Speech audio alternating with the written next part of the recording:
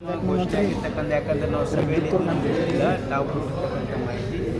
ಈಗ ಇದರಲ್ಲಿ ಭಾಳ ಸ್ಪಷ್ಟವಾಗಿ ನಾವು ನಮ್ಮ ನಿಲುವನ್ನು ಹೇಳಿದ್ದೀವಿ. ಈ ವಿಷಯದಲ್ಲಿ ನಾವು ಕೇಂದ್ರ ಸರ್ಕಾರದ ಜೊತೆಗಿದ್ದೀವಿ.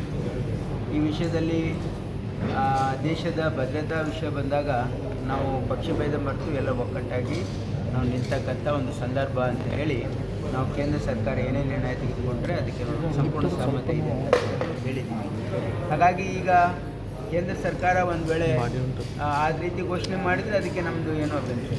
ಟ್ರಂಪ್ ಅವರ ಆದೇಶದ ಮೇರೆಗೆ ಅಲ್ಲ, ಆದೇಶ ಅಲ್ಲ, ಟ್ರಂಪ್ ಅವರ ಒಂದು ಮಧ್ಯಸ್ಥಿಕೆ ಅಂತ ಆಗಿರ್ಬೋದು. ಈಗ ನೋಡಿ, ಯಾವುದೇ ದೇಶ, ಭಾರತ ಯಾವತ್ತೂ ಕೂಡ ನಾವು ಯಾರ ಮೇಲೆ ಕಾಲು ಕೆತ್ತಕ್ಕಂಥದ್ದು ನಮ್ಮ ಸಂಸ್ಕೃತಿನೇ ಅಲ್ಲ. ನಾವು ಯಾವತ್ತೂ ಕೂಡ ನಾವು live and let live policy ಅವರು. ನಾವು ಯಾರ ಮೇಲೆ ಆಕ್ರಮಣನೂ ಮಾಡಲ್ಲ, ಯಾರಿಗೆ ತೊಂದರೆನೂ ಕೊಡಲ್ಲ. ನಮ್ಮ ಹತ್ರ ನಮ್ಮ ಮೇಲೆ ಬಂದರೆ ಬಿಡಲ್ಲ. ಇದು ನಮ್ಮ ಸ್ವಭಾವ ಇದೆ. ಇದು ಯಾವುದೇ ದೇಶದ ಇದು ಸ್ವಭಾವ ಇರಬೇಕು. ಹಾಗಾಗಿನೇ ನಮ್ಮ ಹಿರಿಯರು, ನೆಹರು ಅವರು ಕೂಡ ನಾನ್ ಅಲೈನ್ಡ್ ಪಾಲಿಸಿ. ನಾವು ಯಾರ ಜೊತೆನೂ ಯಾರ ಮೇಲೂ ಯುದ್ಧ ಮಾಡಲ್ಲ, ಯಾರ ಜೊತೆ ಹೋಗಲ್ಲ. ನಾವು ಎಲ್ಲರ ಜೊತೆ ಒಳ್ಳೆಯ ಸಂಬಂಧ ಕಾಪಾಡ್ಕೊಂಡು ಹೋಗ್ಬೇಕಂತ ನಮ್ಮ ಸಂಸ್ಕೃತಿ ಇದೆ. ಹಾಗಾಗಿ ಇವತ್ತು ಒಂದು ವೇಳೆ ಬೇರೆ ಬೇರೆ ದೇಶಗಳು ಮಧ್ಯಸ್ಥಿಕೆ ವಹಿಸಿ ಇವತ್ತು ನಮ್ಮ ದೇಶಕ್ಕಾಗಲಿ ಪಾಕಿಸ್ತಾನಕ್ಕೂ ಕೂಡ ಅವ್ರ ಸಲಹೆ ಸೂಚನೆ ಕೊಟ್ಟಿರ್ಬೋದು. ಹಾಗಾಗಿ ಎರಡು ದೇಶಗಳು ಒಪ್ಪಂದ ಆಗಿ ಇವತ್ತು ಒಂದು ವೇಳೆ ಯುದ್ಧ ವಿರಾಮವನ್ನು ಘೋಷಣೆ ಮಾಡ್ತೀವಿ. ಅದನ್ನು ಈಗ 12ಕ್ಕೆ ಮತ್ತೆ 12 ಗಂಟೆಗೆ ಎರಡು DGMಗಳದ್ದು ಮೀಟಿಂಗ್ ಇದೆ ಸರ್. ಹೌದಾ? ಯಾವಾಗ? 12ಕ್ಕೆ ನೋಡೋಣ, ಕಾದು ನೋಡೋಣ. ನೋಡಿ, ನಾವು ಭಾಳ ಸ್ಪಷ್ಟವಾಗಿ ಹೇಳಿದ್ದೀವಿ, ನಮ್ಮ ಯಾರ ವಿರುದ್ಧನೂ ಕೂಡ ನಾವು ದ್ವೇಷ ಸಾಧಿಸಕ್ಕಂಥದ್ದು ನಮ್ಮ ದೇಶದ ಪ್ರವೃತ್ತಿ ಅಲ್ಲ.